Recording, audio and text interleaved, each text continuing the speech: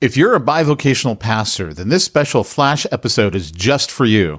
I'm Pete Mitchell, and in between our regular Church Planter podcast episodes, I'll be bringing you insight and ideas to help our bivo pastors have an easier and more profitable go at it. If you'd like more info on the training program specifically for bivocational pastors, you can check it out at missionbybusiness.com. For somebody, this is going to be the most important video they ever watch if they're watching it on Facebook Live, or the most important podcast they ever listen to. I'm Pete Mitchell, co-host of the Church Planter podcast, publisher of Church Planter magazine, and I work with bivocational pastors.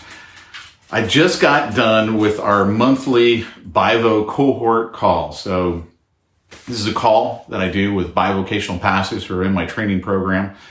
It was, without a doubt, one of the most powerful sessions, times, whatever you want to call it, we've had together. It's all done today's was via a Zoom call. So the way we're going to be doing them going forward, so that way we can all see each other. Some of the guys were in the cars, so they were calling in and still able to be a part of it. It was awesome. Here's one of the most powerful ideas I got from it. And in fact, it was actually after the call was done. I was staying on the line and I was talking with one of our guys, Dave Nigri. Great guy out of Florida. He and I do a lot of stuff together. And he said something, man, I was like, I got to write that down. He goes, what church is to most Christians in our society, it's become the sanctuary of the saved. Most people find salvation to be a bus ticket, and they're waiting for God to arrive. Think about that. It's become a bus ticket, and they're just waiting for God to show up. They're not out there on the front lines. They're not trying to spread the gospel. They're not doing the very things that Jesus commanded us to do. That's most of the church. Man, it reminded me, and I stuck it here in the Facebook post, the quote by C.T. Studd, one of my favorite quotes. He said, "Some long for the sound of church or chapel bell. I long to run a rescue shop within a yard of hell." Why did you get into ministry? Was it because you wanted to be the big wig up on stage and everyone looks up to you? I doubt it, because if you're bivocational or a church planter, that's not usually what drives you. I mean, come on, there is no fame, there is no glory. You don't have hundreds, thousands of adoring fans. Now, if that is your desire, and that's why you went to school and you were upset because you didn't get that right out of school, you didn't get the youth pastor job at that big mega church, and you knew you would just, grow up because people are going to love to hear you. Look, man, I'm wondering, maybe your ministry is more about you than it is about Christ. But I know that's probably not you, because you listen to the podcast and you come to this Facebook page. That's not the type of people that are drawn to Peyton and I and the stuff that we do. Most people come here because they want to run a rescue shop within a yard of hell. They want to lead the unsaved to the risen Christ. That's what drives them. That's their passion. That's what gets them up every day and gets them going. That's the reason they struggle and they put themselves through what could be considered misery because of all the hard work, thankless nights, people who are disgruntled, complaining to them, and everything else you got to go with as a bivocational pastor or a church planter or just pastor in general. But it's okay, because what's their passion? Their passion is to share the gospel of the risen Savior with those who don't know him. Why am I bringing all this up? You already know that's what you want to do. Because the reality is, church, unfortunately, has become the sanctuary of the saved. If you want to reach the ones that nobody's reaching, you got to go where nobody's going, and you got to do what nobody's doing. Where are they not going? What are they not doing? Work. They're not being bivocational. No, what are they doing? They're trying to get themselves a good pastorate job somewhere. They'll start out as a youth pastor. They got no problem with that. They're going to work their way up. And eventually, they'll get to be the big guy at that church.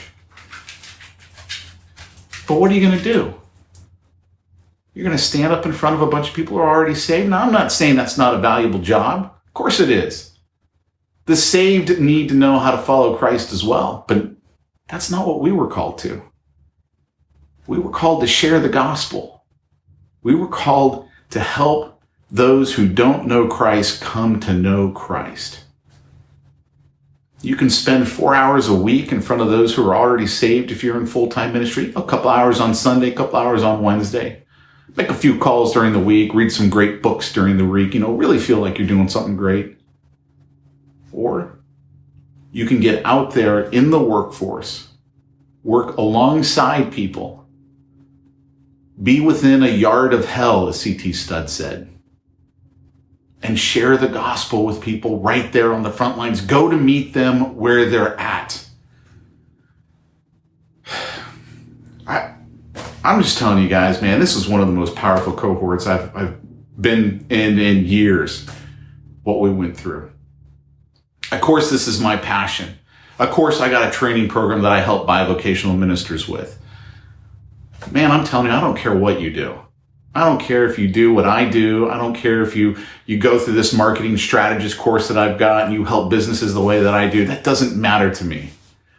What matters to me is, are you within a yard of hell? Are you running your rescue shop within a yard of hell? And I'm telling you right now, if your brass ring that you're after is full-time employment in ministry, that's fine. But you're not the one that's going to be running the rescue shop within a yard of hell. The person who's going to be doing that, that's the person who is out there on the front lines in the community, working alongside, working with, working for, or having people work for them. That's who's on the front lines. That person right there. And if that's you, if you're bivocational, man, thank you for what you're doing for the kingdom. You are having a bigger impact every single day than most full-time pastors have in a week. I would even say in a month, because they're not out there on the front lines. They're listening to church and chapel bell. They are not running a rescue shop within a yard of hell, and you are. So thank you for what you're doing. If you want to check out the training program that I got, hey, I just put up a brand new video. Brand new, as in Friday at 4:30 p.m., I stuck it up. You can find it at missionbybusiness.com. Go to it, watch it. I basically spell out for you exactly this marketing strategist program that I've got. I tell you exactly what it costs to come through it. Basically, I'm teaching you how to do what I do. If you like it and it makes sense to you, I'm going to invite you to set up a call with me. I'm not going to let you join on the call. The call is purely informational. Get your spouse, whoever else you need for your important decisions, and we'll all talk. If it makes sense, then I'll tell you on that call what your next steps are, but I won't let you sign up because I want to make sure that it's the right thing for you. So if that interests you, go check it out, missionbybusiness.com. Brand new video, just went up Friday at 4:30 Pacific time. So if you went at 4:20 Pacific time on Friday and saw that one, I'm telling you, go back and watch this new one. It'll blow your mind. All right, guys, take care. I look forward to talking with you on the next podcast or live stream.